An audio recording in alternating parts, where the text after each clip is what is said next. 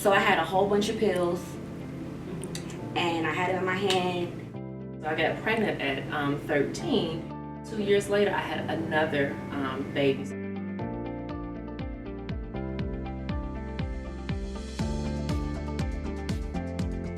Hello and welcome. Thanks for tuning in. You are watching Beyond Ordinary with your host, me, Maya Spella Cullins. I have Miss Asia Watson here on today. She's going to be sharing her story and talking about various things that she have experienced and how one of the youngest children, now your daughter was able, or the one that came and saved her life. So welcome on the show. Thank you. Thanks for coming. I do appreciate you. Thanks for So having me. I want to go right into that place with you. How was it like growing up for you, Miss Asia? It was bittersweet. It was hard. Growing up, my mom was a young parent. We growing up in the hood. Just, very stereotype. Father was a drug dealer. Grandparents on drugs. My mom in and out of foster care. Right. It was really hard. So it was like surviving. It was a lot of surviving going on. But my mom made the best of those dark days. She Right. made the best of it. She was a good mother. She's a good mother. So how did it impact you growing up and the different challenges? Tell me. I had to grow up pretty fast. I had a good childhood because, again, she trying to be a good parent, she would try to provide things that she didn't have, do little family things, but at the same time she was working 6 days, sometimes 7 days, 12 hours a day. She's not home. Right. I have a little sister, so I'm raising my little sister, raising myself. In New York, it's city light, it's fast, everything gets fast. Right. So I didn't really get to have me time and enjoy little Asia. Right. So growing up and going through that phase in your life, it came to a time where you wanted to give up. Yeah. So I didn't really have a voice. I started to go to a phase in my life where I shut down. I didn't think anyone could understand what was going on with me. No one could really relate. At this time, everyone is just focusing on surviving, Yeah. just paying bills or whatever, not focusing on their children and what's really going on. right. And I was just rebellious. My family were judgmental. Instead of trying to figure out what's the root of my problem, what's causing my child or my niece or grandchild, what's causing her to act out, they're pushing more out to the Right. world, to the streets. With no answers. With no answers. So I'm out just trying to find my way, and I'm bumping into corners, into things that could have caused me to lose my life. Right. But then it came a time where you felt like you wanted to take your life. Yeah, I had 2 kids. I'm not married. That's not how I was raised. I was going through a domestic violence relationship. No money. Right. I couldn't even call on my family at this time, your village, Right. in a time of, I'm going through things, and it's in my human nature, it's in our human nature to go through things, but everyone is so judgmental. They hold these high standards, and they don't really set you up for these standards that they hold for you. Right. So you just held it all in. I held it all in. So tell me about how your daughter was the one who saved you She from- wasn't even 2 years old. We were staying at my cousin's house. She went to jail, and I was like house sitting for her. And I was fed up. I didn't have a job. My daughter's father was in cheating, taking money, that we had. Right. Just, I didn't have no outlet. I didn't have anyone to turn to. I called the church. I called churches. They told me they couldn't help me. The same church I'm going to, I'm tithes. Yeah, and they turned me, they couldn't help me. And I was this close to taking my life, and the church told me that it was nothing they can do. They didn't have no room to shelter. There was nothing they can do. So I had a whole bunch of pills, and I had it in my hand, and I waited till my kids would sleep. So I figured, we all just go to sleep, and I just won't wake up. Right. And as I went to take the pills, she woke up, and she just looked at me with her big eyes, and she was like, Mommy. And I stopped, and I just cried. And in that moment, I just felt so selfish because I didn't think about my children. Like, I didn't think about the pain that I was going to be leaving on my kids, and I was going to be putting them the same thing that I went through, being abandoned and trying to figure it out. And so she woke up, she stopped me. But I really had a purpose again. Right.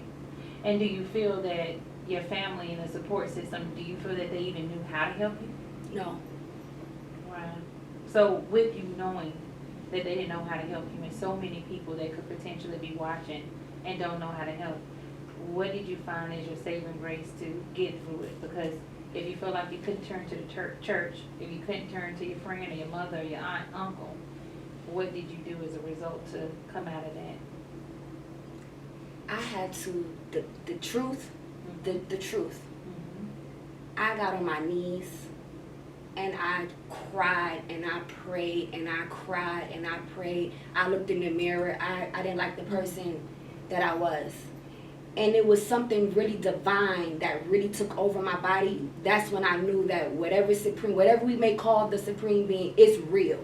Right. Because there was no one in this world I could turn to help me. Not a mother, a father, a sister, a pastor. No one could help me.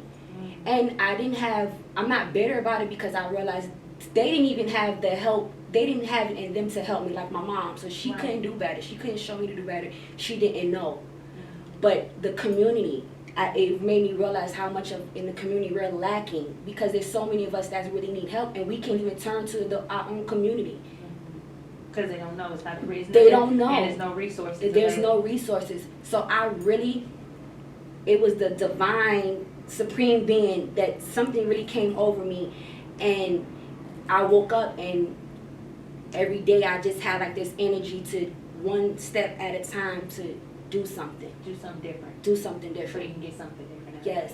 Right. Like I have to go through it to get through it. How was it real to you? You have to go through it, and you'll get through grow it. through it to get to it. To get to where you need to be. Yes.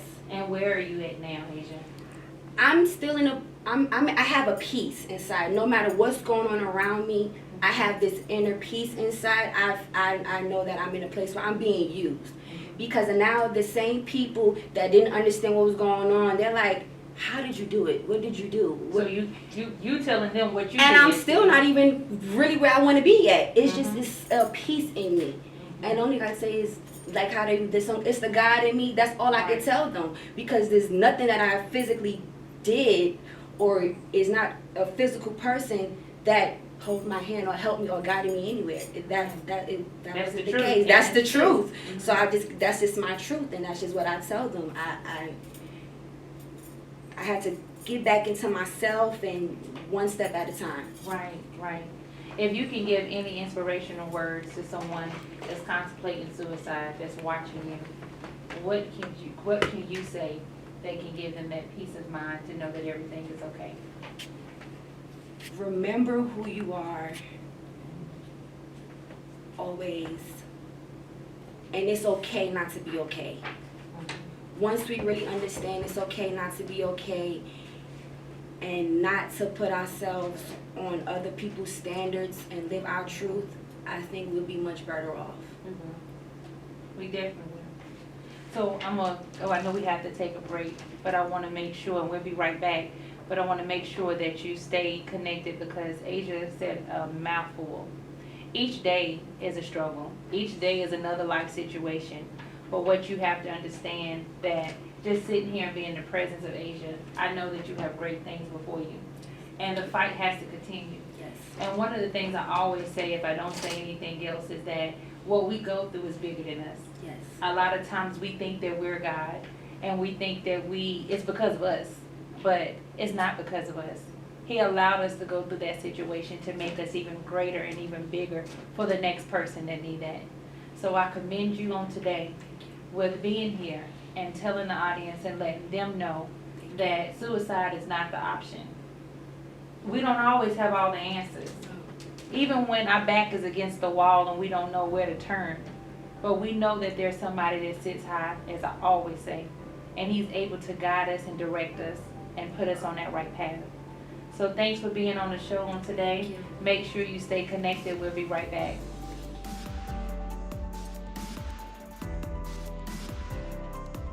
So when I was was 13, I didn't have a bar mitzvah. I was actually pregnant, so I got pregnant at 13. Okay. Not being fast, not running the streets, but still, really going from, I guess, childhood into womanhood with really no in between. Right.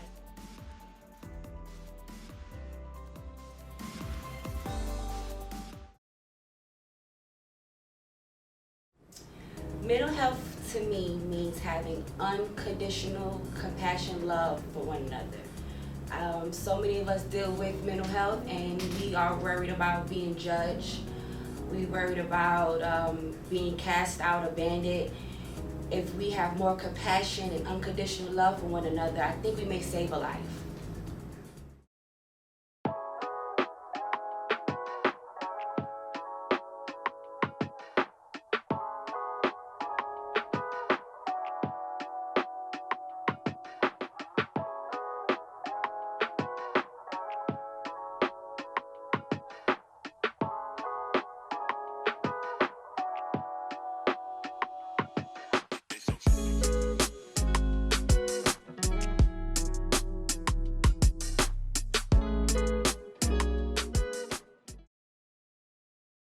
Hey, it's Devorah, and I am the reflection of you, black and beautiful. I want you to stay tuned, watch my episode on Beyond Ordinary with Miss Maya Speller-Collins. It's going to be a fantastic episode. Stay tuned. Are mental or behavioral health issues or addiction affecting you or someone you love? Are you or someone you love addicted to prescription medication? We can help. At Changing Phases Behavioral Support, Inc., our innovative programs combine the best of outpatient care in an intimate, welcoming setting. Serving Marietta and the surrounding areas, we have the privilege of having a host of experienced mental health professionals who specialize in implementing personalized service to reach the community at large. We encourage strong community partnerships and collaborations with our services and various unique programs within our agency for the purpose of enhancing and embracing the individual for a better future. At Changing Phases Behavioral Support, Inc., you will know that you are not fighting alone. To learn more about how we might be able to help you or someone you love, visit us online at www.changingphasesinc.com or call us today.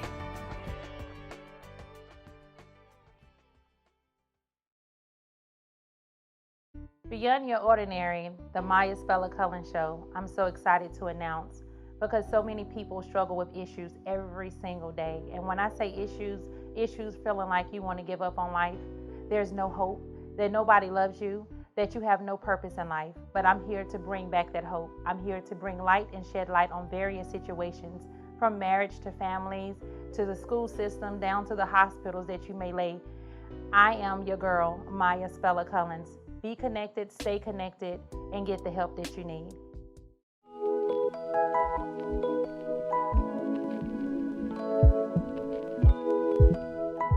Hello and welcome to watching Beyond Ordinary with your host, Maya Speller-Collins. I have Miss Devorah Lane here with me on today, and she is going to be giving us some inspirational information. And the thing about it, she's going to be talking from a place of familiarity, where she has already experienced that, she already knows it, and she's going to speak on it.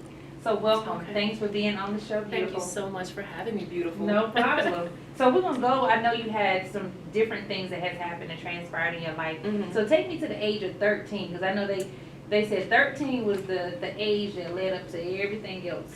That is a true statement. So okay. For me, living in Chicago and I guess being a product of like a welfare mom and not having enough money and stuff like that, that led me to look outside of my home for, you know, the comforts of a father or whatever. And so when I was 13, I didn't have a bar mitzvah. Mm-hmm. I was actually pregnant. So I got pregnant at 13. Okay. Not being fast, not running the streets, but still, you know, really going from, I guess, childhood into womanhood with really no in between. Right. And so that is what happened to me. I had my baby when I was 14, and then subsequently right after that, not really knowing enough. You know, you're a baby when you're 14. What do you know about life or about even raising a child or anything like that? But 2 years later, I had another baby, so I would be 16. When you had your second child. And I would have 2 children. Wow, okay. So how did that impact or play a part in your life that led to the issues with my skin and how I look and how I am? So even going back before 13, I grew up, a 70s baby, right? And so at the time that I grew up, there was no one in the toy store that looked like me. Disney hadn't made any movies of princesses that looked like me, and so what happens to a child when they don't see anybody that looks like them, they try to emulate something else, right? And so that emulation of something else was a community that technically I didn't belong to. I didn't fit in that community. So I looked at the Caucasian women as being the mark of beauty, or the mark of whatever was considered to be beautiful. And if that's beautiful, then I must be ugly. Right. And so based off what you saw. Oh, based off what I saw. Yeah, based off the fact that none of my dolls looked like me. None of my dolls had black hair, or dark skinned or anything like that. Nobody on television was telling me that I was beautiful. No one in the magazines was telling me that I was beautiful, or telling me that people that looked like me Was we were beautiful. beautiful. No, so I didn't have that, and then mix that with everything else that was happening in my childhood, with my mother not having a father in the home and things of that nature. My self-esteem was shot. Wow. Okay, very, very low self-esteem. As I just assumed that most girls who grew up during that time would have it. So what did you do when you say you saw all these things? What did you do personally to try to fit in? So really so two things. Number one, I tried to emulate them just by speaking the way I thought that they talked, just by doing those things or whatever, or really not. At the time, I was pretty young, but not fully accepting my blackness. Right. Just rejecting everything that I thought was black, was something that I did, and then I learned that didn't work. Because those folks, they still, I still could not fit into that category. Right. And so here I am again, searching for love, because I have no self-love, I have no self-esteem, so I have no self-worth. So I'm looking for those things on the outside. And it wasn't until after I had children that I began to see, like, I don't even have to fit into that category. No. I don't even have to go there, that's not for me. And so, especially having girls, and now I have to be the one To tell them that they're beautiful, right? Right. And so how could I possibly tell them that they're beautiful if I don't you don't feel feel it? beautiful? How could I tell them to love themselves if I don't love myself? So I had to do a lot of soul searching and just a lot of play on what can I do to make myself feel good about just who I am, like Right. where I am. I don't have to fit into anything. I could make my own lane of beauty, and so that's what I started to do. Just even with having the children, the three of us together, we just we really had to accept our blackness as it is. We had to accept being a different shape, being a different shape. My hair texture has always been very strong. Right. Okay. So just really having to accept them, saying affirmations all the time, and getting all of the black dolls, and just empower them. Just let them know it's empowering them okay. and becoming a part of this is our community, Right. and we don't have to belong to anywhere else. Right. So what are you doing now as a constant reminder to know that you are beautiful the way that you are? Your hair, your nails, your clothes, everything. What are you doing now? It's still a work in progress, right? It's still a work in progress because it's still something that is not fully accepted. We think that it's accepted because it's emulated, right? And I appreciate everybody trying to look like, what my cousins and I look like now. And I appreciate that, but it's still not fully accepted. And so I do the same things. I have to say the same affirmations. I have to make sure that I surround myself with beautiful black women Right. and beautiful black men, so that I know that this is my family, this is where I belong, and then I have to tell other people the same thing. Like, it's okay to love you exactly who you are, whatever that is, whatever you look like. You have to really love you, because you cannot give anything out. You can't give anything Right. out if you don't have it inside to give. So when you talk about the self-esteem and the issues or the challenges that you face, how did it impact, or what did it do as it pertains to your relationships with men? That is a very, very good question. I want to use the word traumatize the relationships, okay? Because I wasn't at a place where I felt like I even deserved love. You know, I'm not a beautiful person. I'm not gorgeous. I'm not sexy. So how could anybody love me? And again, I couldn't give that love out, and it made me not trust anyone because I felt like even if they said that I was pretty, It wasn't good enough. and they were lying. They were just trying to get something. So I never had that full trust. I could never really just allow myself to be vulnerable to them because I was still, you know, in search of something, in search of trying to love myself, and it really shattered the relationships that I thought that I was developing with men Because of that insecurity. because of that insecurity, and it also made me realize that I have to work on myself. I'm damaged, right? Or whatever you want to call it, and so I can't damage them, Right. you know, in my brokenness. Right. Well, make sure that y'all stay connected. We're not finished talking. Actually, I'm going to challenge you when we come back, because she is going to speak and pour into you the words that she felt like she should have heard even as a young child. So she's going to take you to a place as if she was that individual that is empowering and giving you all the necessary tools that you need so that you can know that your black is beautiful. So stay connected. We'll be right back.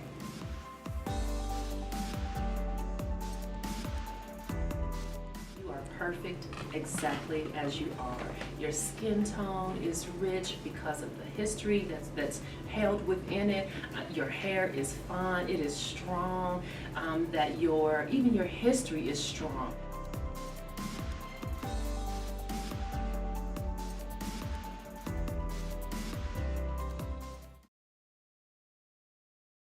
Hello, I am Maya Spella Cullins, and let me tell you about my upcoming show, Beyond Your Ordinary. This is a show that you may not want to miss, and I'm going to tell you why. This situation that deals with mental health and substance abuse go beyond just you and I. It is an issue that impacts the whole entire nation. I've been doing this for over a decade, and I am so ecstatic about bringing different people, talking about different topics, from suicide to bullying to marital issues.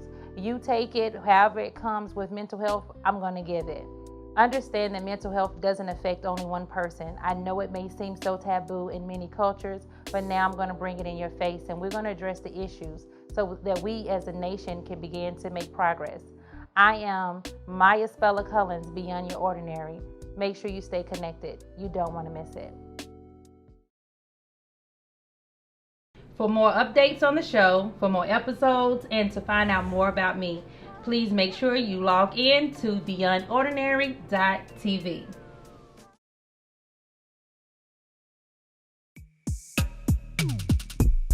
Stacy and Daryl are the perfect couple, with the perfect family and the perfect life. Or are they?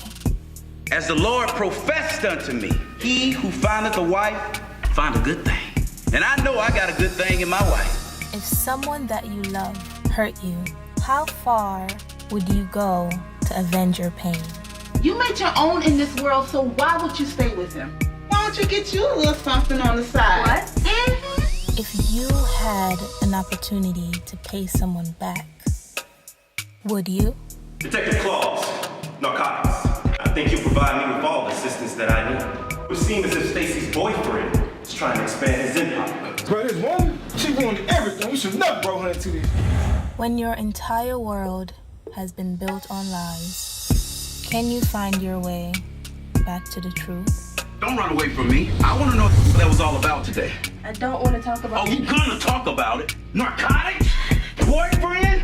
You have no idea how I can destroy you, do you? And you have no idea what I'm capable of.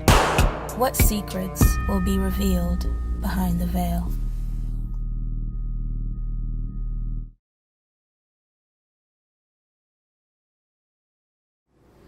Mental health means emotional freedom. It means taking off the shackles of shame and regret. It means finding a voice for yourself. It means getting help. It means reaching beyond your circumstances, beyond your community, beyond the ordinary, to receive the help and to really change who you are for the better. Emotional health, mental health, it means being healthy. It means being strong. It means really being willing to open up and to look at yourself and see exactly who you are. And if you don't like it, change it and do something about it. It means being greater than you were yesterday.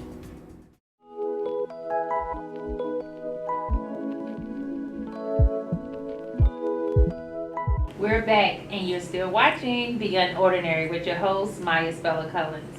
So, Ms. Devorah, take us to that place where you wish you would have heard these words in your ear so that you can be empowered and that you can be encouraged and know that your black is beautiful. The audience want to hear from you, so let them know what you wish you would have heard at that age. Okay, so I probably would have loved to hear that you are perfect exactly as you are. Your skin tone is rich because of the history that's held within it. Your hair is fine, it is strong, that even your history is strong, and that you are built through God, you are built through love, and that you are okay. You don't have to fit into anything. You are wonderful exactly as you are. Thanks for sharing that. And I hope that bless you guys. And I want to say something to the mothers and the fathers that's out there. It is very important that you talk to your little girls and boys. Let them know at home how beautiful they are. Tell them that they are the greatest because they are. And believe that to be so. So that when it comes to our black being beautiful, it doesn't matter if you're black, white, or any other color there is. God has made all creations and has all made us equally. Whether you feel it or believe it or not, it is so. So with that being said, and with all the beautiful things that you have just said on today, I'm going to piggyback off of that and let you know that you are beautiful. Your skin is beautiful and you are who you are because God says that you are. Be thankful and be blessed and be loved. Share it with one another, your sister, brother, aunts, and uncles. And make sure that you stay connected. If you need prayer or you just need a spoken word into your spirit, always continue to make sure that you stay connected to the network. But I want you to tell us how they can follow you before I tell them how to tune into us. Okay, so you can follow me on Instagram at Devorah Lane. I also have a new training and personal development company, Her, which is just H-E-R, Her Training and Development. On Facebook, same thing, Her Training and Development, or Devorah Lane. You could definitely instant message me, DM me if you need a positive word. I'm your girl. Yes, yes. So thank you for that. Thanks again for being on the show. And make sure you stay connected at www.beyondordinary.tv. I am Maya Spella Collins, your host. Be blessed, and we appreciate you for tuning in on today.